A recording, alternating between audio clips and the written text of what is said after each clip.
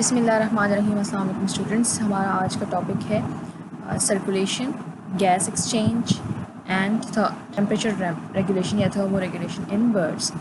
तो first of all हम देख लेते हैं सर्कुलेशन इन बर्ड्स कैसे होती है। सर्कुलेटरी सिस्टम होता है बर्ड्स बिल्कुल रेप्टाइल जैसा ही होता है, लेकिन इसमें फ़र्क जो होता है, जो वाज़ेह फ़र्क है वो क्या है कि यहाँ पे सेपरेशन जो है वो कंप्लीट हो जाती है। किसकी सेपरेशन?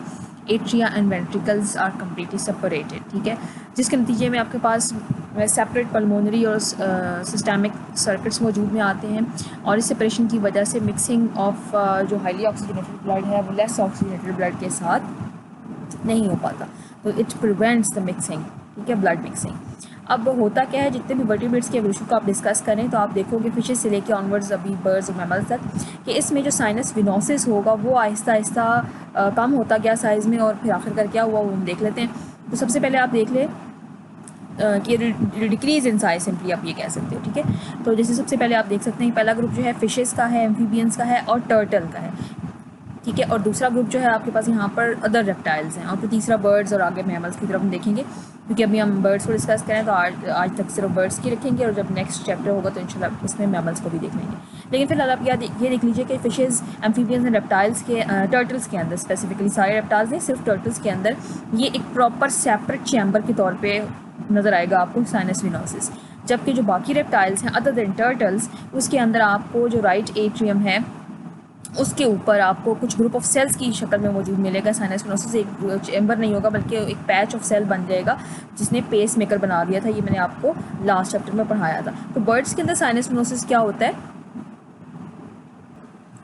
उनके अंदर भी आपके पास पेस मेकर टिश्यूज़ के तौर पे as a patch of pacemaker tissue right atrium के ऊपर मौजूद होता है बर्ड्स के अंदर भी।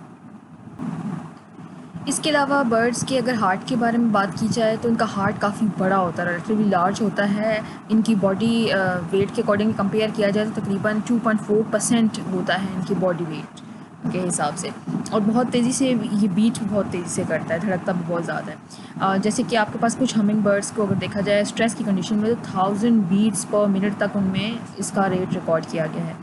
लेकिन जो कंपेरेटिवली लार्जर बर्ड्स होते हैं, हमिंग बर्ड तो आपके अंगूठे जितना होता है, ठीक है, छोटा होता है, तो उसमें हार्ट बीट रेट्स बहुत ज़्यादा है। लेकिन कुछ जो लार्जर बर्ड्स होते हैं लाइक ऑस्ट्रिच वगैरह, उसके अंदर हार्ट्स उनकी बॉडी के निस्बत स्मॉलर होते हैं और उनका रेट भी स्लोअर होता है। लाइक ऑस्ट्रिच के अंदर आप देख लें कि 38 से लेके 176 बीट पर मिनट भी होती हैं। तो जनरलाइज वे में अगर मैं सर्कुलेटरी सिस्टम को शॉर्ट वे के अंदर कन्वे करूँ तो वो क्या होगा, एक लार्ज हार्ट होता है बर्ड्स में, रैपिड इनके अंदर हार्ट रेट होता है। इसके अलावा कंप्लीट सेपरेशन होती है आपके पास ऑक्सीजनेटेड ब्लड की, हाईली ऑक्सीजनेटेड ब्लड की लेस ऑक्सीजनेटेड ब्लड से। और ये जो तीनों अडेप्टेशन हैं ये क्या फ़ायदा देती हैं, ये आपके पास ये फ़ायदा देती हैं कि बहुत अच्छी क्वांटिटी में, लार्ज अमाउंट में बहुत ज़बरदस्त किस्म का ऑक्सीजनेटेड ब्लड सप्लाई करती हैं, जो कि काम आता है for endothermy and for flight. आपको पता है ना बर्ड्स का नाम जैसे जहन में आता था एंडोथर्मी और फ्लाइट, तो फ़ौरन जहन में आ जाती है, ठीक है। तो सर्कुलेटरी सिस्टम जो है वो एंडोथर्मी एंड फ्लाइट से रिलेवेंट है। तो हमने क्या पढ़ा बेटा, तो उसको समराइज़ कर लेते हैं। हम लोगों ने स्टार्ट में देखा कि आपके पास जो बर्ड्स हैं उनके अंदर जो डिफरेंट अडेप्टेशंस हैं वो सारी की सारी रेलेवेंट हैं with that of the endothermy and flight, ठीक है। हम लोगों ने इसके अंदर सेपरेशन देखी, कंप्लीट सेपरेशन होती है आपके पास ब्लड की, एट्रियम और वेंट्रिकल की कंप्लीट सेपरेशन पहली चीज़ हमने पढ़ ली। सेकंड चीज़ हमने ये पढ़ी थी कि आपके पास रिडक्शन हो जाती है कुछ ब्लड चेम्बर्स की, जो हम लोगों ने पढ़ा था कि यहाँ पे साइनस विनोसिस अब एज अ पेस मेकर मौजूद होता है, ठीक है। और उसको हमने वर्टिब्रेट के अंदर उसका एवोल्यूशन भी डिस्कस कर लिया जनरलाइज्ड वे के अंदर। फिर हम लोगों ने साइज़ ऑफ हार्ट देख लिया कि, और हार्ट बीट, ठीक है। ये तीनों चीज़ें हम लोगों ने डिटेल में डिस्कस की हैं बर्ड्स के सर्कुलेटरी सिस्टम में। नेक्स्ट हम चलते हैं बेटे, अब हमारा टॉपिक है that is related to the gas exchange. Respiratory system जो बर्ड्स का होता है वो एक्सट्रीमली कॉम्प्लेक्स एंड एफिशिएंट है, और इसके अंदर अगर हम स्टार्ट करें तो एक्सटर्नल नेर्व्स से शुरू होता है और वहाँ से चलता चलता ये नेज़ल पैसेज वेज की तरफ जाता है और वहाँ से फेरिंग्स की तरफ। अब जो ट्रेकिया होता है, इसके बाद ट्रेकिया जो है वो बोन्स और कार्टिलेज उसको सपोर्ट करते हैं ताकि वो कोलैप्स ना हो। और इसके अलावा स्पेशल किस्म का आपके पास वॉइस बॉक्स ऑपरेटस भी मौजूद होता है, इसको हम सिरिंक्स कहते हैं, और वो कहाँ लोकेटेड होता है, जहाँ पे ट्रेकिया डिवाइड करता है इनटू 2 ब्रोंकाई, उधर आपके पास आपको सिरिंक्स मिलेगा। अब होता क्या है कि मसल्स ऑफ सिरिंक्स, ब्रोंकाई और इसके अलावा कुछ मखसूस खुसूसियात जो ट्रेकिया की होती हैं, ये तीनों चीज़ें मिल के बर्ड्स के अंदर वोकलाइजेशन जो हैं वो प्रोड्यूस करती हैं, आवाज़ें बर्ड्स की प्रोड्यूस करती हैं।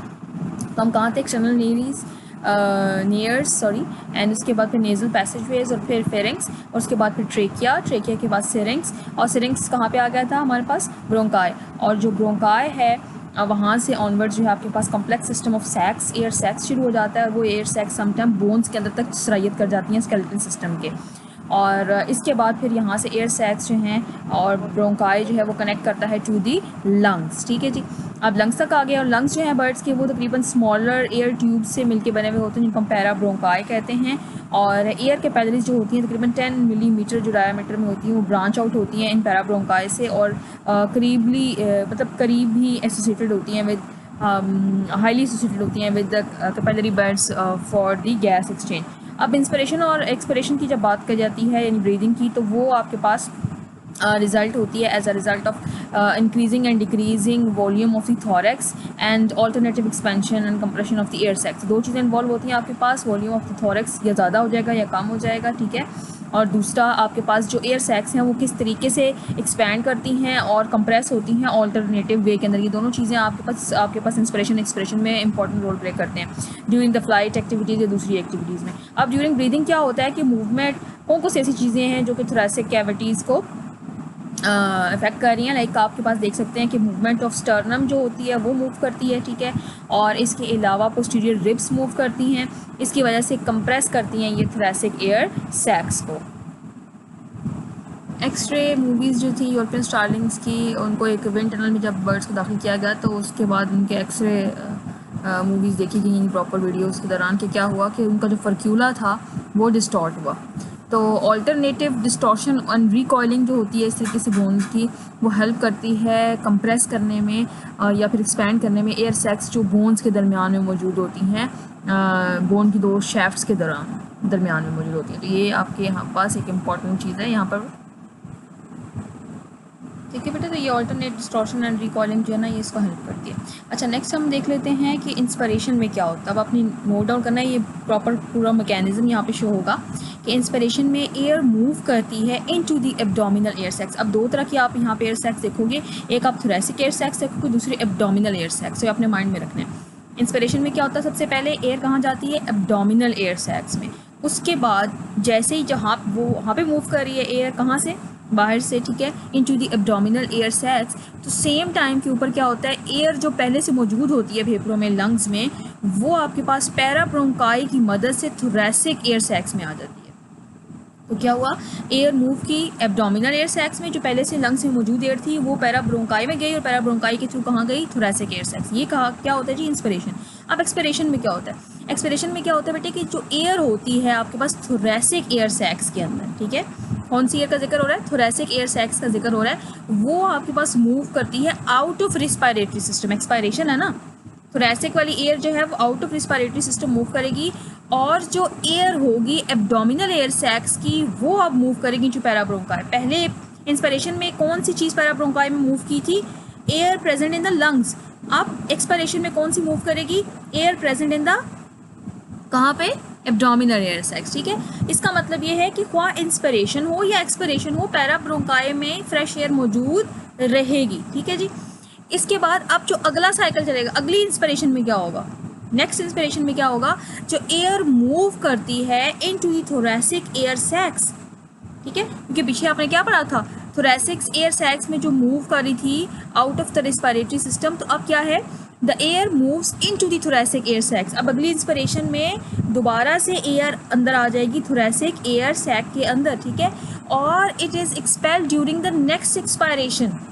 अगली एक्सपायरेशन में फिर ये उससे बाहर निकल जाएगी, यानी एक इंस्पिरेशन में आ रही है और अगली एक्सपायरेशन में निकल रही है। अच्छा, it takes 2 ventilatory cycles to move, यानी 2 साइकिल्स आपको चाहिए वेंटिलेशन के, to move a particular volume of air through the respiratory system of a bird. यानी जो रिस्पायरेटरी सिस्टम में एक दफ़ा एयर आ गई है वो एक ही सांस में बाहर नहीं निकलेगी, बल्कि 2 साइकिल्स लगेंगे उसको बाहर निकालने में। क्यों, क्योंकि ये जो हवा की थैलियाँ हैं, एक दफ़ा वो एक थैली में जाएगी एयर और दूसरी दफ़ा वो दूसरी थैली में जाएगी। ठीक है, एक दफ़ा एक एयर सैक में जाएगी, एब्डोमिनल एयर सैक में, फिर थोरैसिक एयर सैक में, तो उसको 2 आपके पास सांस लगेंगे बाहर निकलने में।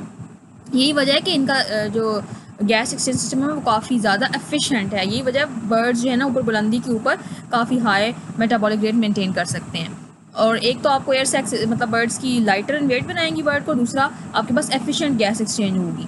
अब यहाँ फिगर में बेटे इसको देखना, सबसे पहले साइकिल 1 को देख लेते हैं हम कि इसमें इंस्पिरेशन हुई है, ठीक है। अब इंस्पिरेशन में क्या है, ब्रोंकस से यानी बाहर से एयर आ रही है, ठीक है, टू द एब्डोमिनल सैक, तो पहले ब्रोंकस से आई फिर एब्डोमिनल सैक में डायरेक्ट गई है, ठीक है। और जो एयर प्रेजेंट थी लंग्स में, कौन सी एयर, लंग्स वाली, वो जाएगी अब कहाँ पे, पैरा ब्रोंकाई के अंदर। तो ये साइकिल आपका पहला कंप्लीट हो गया। अब आप देख लें एक्सपिरेशन क्या होती है। एक्सपिरेशन के अंदर हम लोगों ने क्या पढ़ा था बेटे कि जो अब आपके पास एयर मौजूद थी कहाँ पे, एब्डोमिनल एयर सैक्स के अंदर, ठीक है, वो मूव करेगी टू द पैराब्रोंकाई। पहले कौन सी एयर मूव करी थी, जो लंग में थी वो मूव करी थी पैराब्रोंकाई में। अब एक्सपिरेशन में क्या होगा, वो एयर जो मौजूद है कहाँ पे, एब्डोमिनल एयर सैक्स में, वो मूव करेगी टू द पैराब्रोंकाई। तो पैराब्रोंकाई में इंस्पिरेशन हो या एक्सपिरेशन हो, फ्रेश एयर उसको मिल रही है, ठीक है जी, ऑक्सीडेशन यानी बहुत अच्छे से हो रही है। अब आ जाते हैं बेटे साइकिल 2 में। साइकिल 2 में क्या हो रहा है, साइकिल 2 के अंदर आप देख लो कि इंस्पिरेशन में क्या होगा, जो पैराब्रोंकाई के अंदर एयर मौजूद है वो अब कहाँ जा रही है, अब जा रही है वो थोरैसिक सैक के अंदर। अगले इंस्पिरेशन में वो थोरैसिक सैक के अंदर जाएगी, इससे पहले आपने थोरैसिक सैक में नहीं देखी थी, ठीक है। उसके बाद फिर अब क्या होगा, जो एक्सपिरेशन होगी फिर जो आपके पास एयर है वो थोरैसिक सैक से बॉडी से बाहर एक्सपेल हो जाएगी। तो आप देखें कि जो एयर आपके पास मौजूद थी पहले साइकिल 1 में, इंस्पिरेशन में जो बॉडी में आई थी, वो पहले साइकिल में नहीं गई, वो दूसरे साइकिल में गई है। इसको आप एक और तरीके से समझ लें ताकि आपकी कन्फ्यूजन जो है ना दूर हो जाए कि कैसे एयर 2 साइकिल्स के जरिए बाहर निकलती है। अब देखें एयर आई बेटे बाहर से, नंबर 1 नजर आ रहा है ना आपको, एब्डोमिनल सैक में एयर आ गई है, ठीक है। अब जब एक्सपिरेशन होगी तो क्या होगा, वो जाएगी पैराब्रोंकाई के अंदर। नंबर 2 अभी तक वो सिस्टम में मौजूद है, सिस्टम से निकली नहीं है, ठीक है। फिर नंबर 3 पे वो कब जाएगी, आपके पास वो अब जा रही है थोरैसिक एयर सैक। पहले कब आई, एब्डोमिनल एयर सैक, फिर कहाँ गई, पैराब्रोंकाई, ठीक है। फिर उसके बाद सेकेंड साइकिल की इंस्पिरेशन में कहाँ गई है, वो थोरैसिक सैक में, और उसके एक्सपायरेशन में वो बॉडी से बाहर निकल रही है। इसको एक दफ़ा फिर रिपीट करके देख लेते हैं हम। सबसे पहले एयर कहाँ पे आएगी, abdominal sac, inspiration, first cycle first inspiration abdominal sac में आई। फिर यहाँ पे एक्सपिरेशन जब होगी, फर्स्ट साइकिल एक्सपिरेशन में कहाँ जा रही है, पैराब्रोंकाई में। 2 स्टेप मुकम्मल हो गए, बॉडी से बाहर नहीं निकली अभी, बॉडी के अंदर ही है। उसके बाद सेकेंड साइकिल चलेगा, उसकी जो इंस्पिरेशन होगी उस दौरान वही एयर जो पैराब्रोंकाई में मौजूद थी वो कहाँ जा रही है, आपके पास जा रही है थोरैसिक सैक में। तीसरा पॉइंट हो गया, अभी भी बॉडी से बाहर नहीं निकली है। अब एक्सपिरेशन जब सेकंड साइकिल की एक्सपिरेशन होगी उसके दौरान फिर वो बॉडी से बाहर एक्सपेल आउट हो जाएगी। तो this is how 2 ventilatory cycles are required to move a particular volume of air through the respiratory system of a bird। ठीक है जी, अब हम नेक्स्ट मूव करते हैं। नेक्स्ट आगे क्या हमें बताया जा रहा है। अब ये जो इतना अच्छा एफिशिएंट सिस्टम है इसका आपके पास, ये क्यों है, क्योंकि इसको हाई मेटाबॉलिक रेट मेंटेन रखना है, ठीक है। तो आपके पास गैस एक्सचेंज जो है वो एसोसिएट है आपके पास हाई मेटाबॉलिक रेट के साथ, ठीक है। और इसी वजह से आपके पास बर्ड्स के अंदर ऑक्सीजन कंजम्पशन जो है वो बहुत ज़्यादा है, क्योंकि मेटाबॉलिक रेट जो बहुत ज़्यादा है, ठीक है। उसको कंटिन्यूस सप्लाई चाहिए ऑक्सीजन की। किसी भी और वर्टिब्रेट क्लास में इतनी ऑक्सीजन कंजम्पशन नहीं जितनी कि बर्ड्स में होती है, क्योंकि ज़ाहिर और कोई फ्लाइट भी तो नहीं ना करता, ठीक है। इसके अलावा आपके पास जो टेट्रापोड्स हैं वो इंस्पायर करते हैं, एक्सपायर करते हैं एयर को अंदर बैक और फोर्थ साइकिल की वजह से, जिसकी वजह से कुछ जो एयर है वो डेड एयर जो होती है वो उनकी लंग्स में जो कि नहीं निकाली जा सकती, लंग्स में कुछ ना कुछ एयर मौजूद रहती है तो वो उसको निकाल नहीं सकते कम्प्लीटली। लेकिन बर्ड्स के अंदर क्या है, उनका यूनिक सिस्टम है एयर सैक्स और पैराब्रोंकाई का, जिसकी वजह से नियरली ऑलमोस्ट तमाम एयर जो है ना एक्सपेल आउट हो जाती है, पुरानी वाली कोई प्रीवियस बचती नहीं है।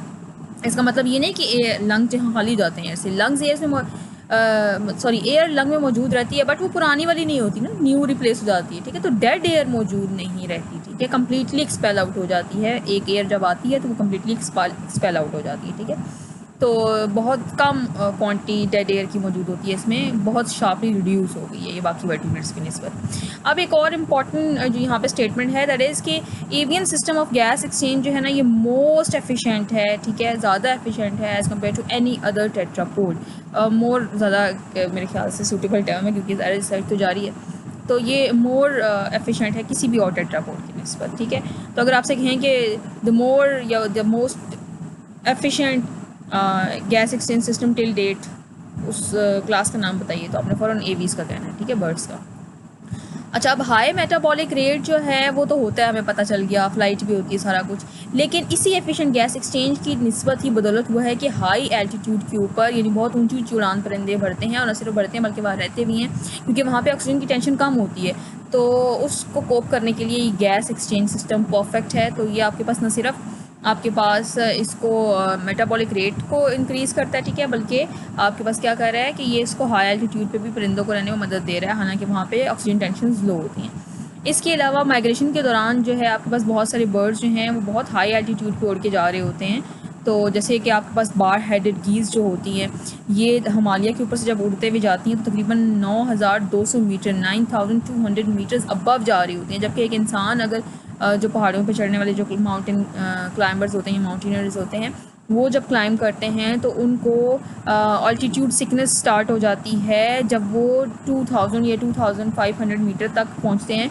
और वहाँ पे उनको फिर सांस लेने के लिए आर्टिफिशियल ऑक्सीजरी ऑक्सीजन सप्लाईज की ज़रूरत पड़ती है, जबकि बर्ड्स 9200 मीटर की बुलंदी के ऊपर, कहाँ 2500 और कहाँ 9200, वहाँ पे बर्ड्स को कोई ऑक्सीजन की प्रॉब्लम नहीं होती, क्योंकि अल्लाह ताला ने उनका जो गैस एक्सचेंज सिस्टम है वो इतना ज़्यादा एफिशिएंट बनाया है। तो देखिए कुरान शरीफ में अल्लाह ताला ने बार बार क्यों कहा है कि तुमने परिंदों को उड़ते हुए नहीं देखा, ठीक है, तो कौन संभाले हुए उनको आसमान और ज़मीन के अंदर, यानी कि संभालने का मकसद क्या है कि भाई वहाँ ऑक्सीजन, वहाँ मेटाबॉलिज्म उनको कौन प्रोवाइड कर रहा है। फिर जब वो उड़ते हुए जा रहे हैं, माइग्रेशन कर रहे हैं, तो मुसलसल खा पी भी नहीं रहे, मुसलसल उड़ते जा रहे हैं, कैसे, ठीक है, इतने हाई एल्टीट्यूड के ऊपर कैसे ऑक्सीजन जो है ना उनको, जहाँ पे इंसानों को ज़रूरत पड़ती है ऑक्सीजन की सिलेंडर्स की, वो उसके बगैर कैसे चलते चले जा रहे हैं, ठीक है, हार्ट रेट उनका कैसे, फिर वो इतने लाइटर वेट कैसे हैं, ठीक है, फिर वो ऊपर जाते हैं, फिर टर्न लेते हैं, फिर नीचे आते हैं, कौन है जो संभाले हुए, अल्लाह ताला की ज़ात, नो डाउट अबाउट इट, सुभान अल्लाह व बिहम्दिही सुभान अल्लाह अज़ीम, ठीक है। तो बेटे जब भी आप कोई चीज़ पढ़ो, मैं अक्सर आप लोगों को कहती हूँ, जब आप बायो पढ़ रहे हो, जब आप जूलॉजी पढ़ रहे हो, खासकर वैसे तो तमाम ही साइंसेज, लेकिन ये जो साइंसेज हैं ये तमाम इनकी एग्जांपल्स कुरान शरीफ में आपको जा बजा मिलेगी बहुत ज़्यादा। अल्लाह ताला फरमाते हैं कि ये मेरी आयात है, ये मेरी निशानियाँ, ये मेरे होने का पता देती हैं, ठीक है। तो अल्लाह ताला के होने का जब आपको पता चलता है तो दिल में जो एक आपके एकदम से आपको महसूस होता है कि अल्लाह ताला मौजूद है और ये कैसे सारा कुछ हुआ, तो बेटे उस टाइम पे आपको अल्लाह ताला की तस्वीर और तहमीद ज़रूर करनी चाहिए, और यही ईमान की बढ़ोतरी का बायस है, और यकीन जाने यही नॉलेज फिर आपको जन्नत में लेके जाने का बायस बनेगा इंशाल्लाह ताला, ठीक है। तो हमेशा याद रखें कि अपनी नॉलेज को रिलेट ज़रूर किया करें, और ख़ासकर जो रब है जिसने सबको बनाया है उसकी कारीगरी को पढ़ते हुए उसकी हम्दो सना तो बहुत ज़्यादा ज़रूरी है। चलिए जी मूव करते हैं नेक्स्ट टॉपिक के ऊपर, that is about the temperature regulation. जी थर्मल रेगुलेशन या टेम्परेचर रेगुलेशन जो है आपके पास वो आपके पास जो है उसको हम नोट डाउन कर लेते हैं आप, क्योंकि हमें पता है कि इसके अंदर मेटाबॉलिक रेट बहुत ज़्यादा होता है तो हीट बहुत ज़्यादा पैदा होती है। इसके अलावा सर्दियों में जब हीट ड्रॉप हो जाती है तो क्या होता है, तो नॉर्मली बेटे आपके पास जो बर्ड्स हैं वो बॉडी टेम्परेचर मेंटेन करता है, कि उनकी रेंज है तकरीबन 38 degree Celsius to 45 degree Celsius के दरमियान उनकी बॉडी टेम्परेचर की रेंज है। लीथल जो आपके पास एक्सट्रीम्स हैं वो बिलो 30 आपके पास होती है एंड हायर देन 47, यानी बिलो 32 से नीचे लीथल उनकी डेथ हो सकती है, और 47 से ज़्यादा हो जाए तो भी डेथ हो सकती है, ठीक है।